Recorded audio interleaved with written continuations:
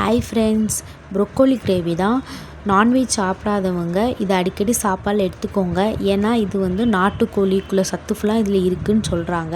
அது எப்படி பண்ணன்னு பார்க்கலாமா? அதுக்கு ஃபஸ்ட்டு ப்ரொக்கோலியை இந்த மாதிரி சின்ன சின்ன பீஸாக வெட்டி எடுத்து வச்சுக்கலாம். நல்லா வாஷ் பண்ணிவிட்டு ஒரு பாத்திரத்தில் மாற்றிட்டு கொஞ்சமாக தண்ணி ஊற்றி உப்பு போட்டு கொஞ்சமாக வேக வைக்கலாம். அதுக்கப்புறமா வெங்காயமும் தக்காளி இந்த மாதிரி சின்ன சின்ன பீஸாக வெட்டி எடுத்து வச்சுக்கிட்டேன்.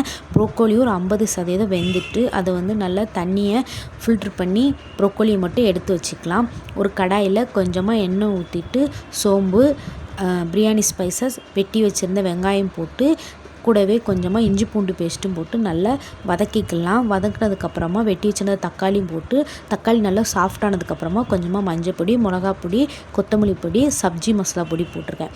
அதையும் போட்டு நல்லா எண்ணெயிலே வதங்கினதுக்கப்புறமா நம்ம வேக வச்சுருந்த ப்ரொக்கோலியும் உள்ளே சேர்த்துட்டு கொஞ்சமாக தண்ணி ஊற்றி உப்பு போட்டு இன்னும் கொஞ்சம் வேக வைக்கலாம். நல்லா வெந்ததுக்கப்புறமா லாஸ்ட்டாக கொத்தமல்லி தழை போட்டு இறக்குனிங்கன்னா டேஸ்டியான ப்ரொக்கோலி கிரேவி